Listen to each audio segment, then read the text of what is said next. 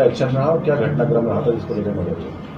जी 19 जून और 19-20 की रात को हमारे पास में इत्तला आती है कि एक व्यक्ति की डेथ हुई है जिसका किसी ने ब्लाइंड रूप से मर्डर किया है।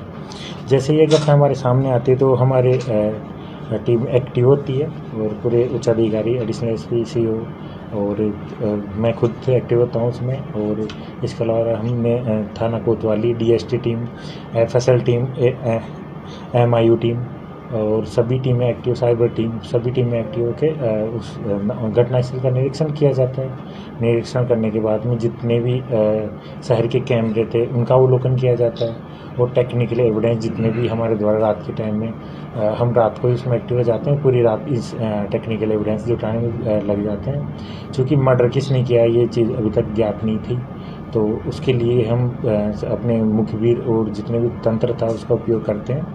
और उसके बाद में इसमें 103 सब क्लोज 1 में FIR 199 दर्ज की जाती है। दूसरे दिन मुकेश कुमार गर्ग जो मृतक थे उनके भाई के द्वारा, मृतक का नाम पवन कुमार पुत्र श्री गंगाधर निवासी पार्क प्लाजा टोंक पाया जाता है, हमारे संज्ञान में आता है।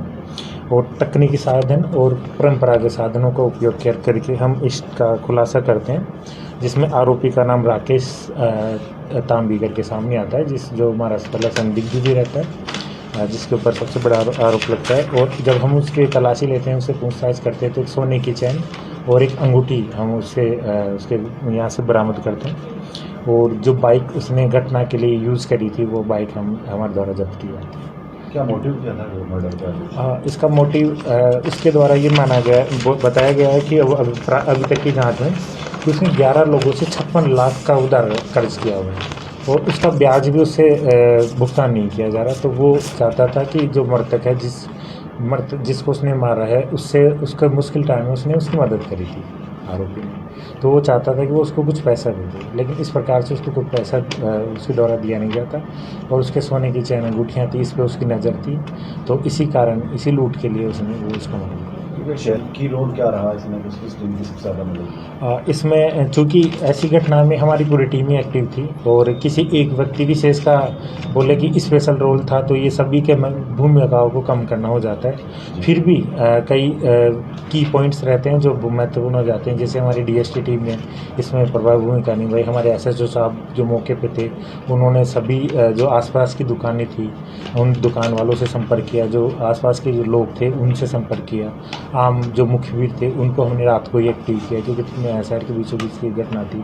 और यह हमारे लिए भी एक महत्वपूर्ण चुनौतीपूर्ण था कि ये घटना इतने रात में शहर के बीचों बीच किसने करी है, क्या कोई बाहर का तत्व तो इसमें शामिल नहीं है या फिर कोई घरेलू आपसी रंजिश। बहुत सारे जो आयाम होते हैं हम सब उन्हीं पे विचार कर रहे थे। और जो इसमें सबसे महत्वपूर्ण भूमिका रही है जो हमारे एक श्री मंजूर हेड कांस्टेबल 237 और गणेश कांस्टेबल 275 थाना कोतवाली और रूप कमलेश कांस्टेबल 154 डीएसटी की, इनकी महत्वपूर्ण भूमिका रही है। लेकिन फिर भी मेरा मानना है क्योंकि सभी का अपना महत्वपूर्ण योगदान है, तो हमारे सीओ साहिबान का महत्वपूर्ण योगदान था। एडिशनल एसपी जो खुद घटनास्थल पर निरीक्षण कर रहे थे, हमारे SHO साहब जो घटना पर थे, कुसुम हमारे RPF प्रोबेशनर वो भी पूरी रात उसी यहाँ पूरे थाने में और पूरे घटनास्थल के निरीक्षण में थी, आसूचना संकलन करने में, लीडरशिप प्रदान करने में। तो सबकी एक महत्वपूर्ण भूमिका है और मेरे द्वारा भी कोऑर्डिनेशन किया जा रहा था ताकि कोई भी कहीं से भी कोई क्लू हो तो उस पर काम कर सके। आरोपी झड़प की अभी तक उस एंगल से जांच कर रहे हैं। और दूसरा उसके द्वारा करीब 8 बजे करीब वो उन दोनों आते हैं आगे पीछे और साथ में बैठ के बातचीत करते हैं। और उसी दौरान करीब 1.5 घंटे वो वहाँ अराउंड 1.5 घंटे रहता है। और उसी दौरान वो चूँकि प्लानिंग पहले से करके रखता है तो उसी प्लानिंग के तहत वो उस पर वार कर देता है। हथियार की बरामदगी का प्रयास किया जा रहा है और उसके द्वारा अभी पुलिस को गुमराह किया जा रहा है कि कभी बोलता मैंने यहाँ डाल दिया, कभी बोलता घर यहाँ है, कभी बोलता यहाँ है। और जिससे अभी पूछताछ चूँकि जांच प्रारंभिक दौर में, अगर और कोई होगा तो उसकी भी उस एंगल से भी हम जांच कर रहे थे कि अगर इसका कोई सहयोगी था जिसने कहीं चोरी छुपे इसकी मदद करी हो, डायरेक्ट इनडायरेक्ट रूप से इसका सहयोगी रहा हो, तो उन सभी आयामों की हम जांच कर रहे हैं।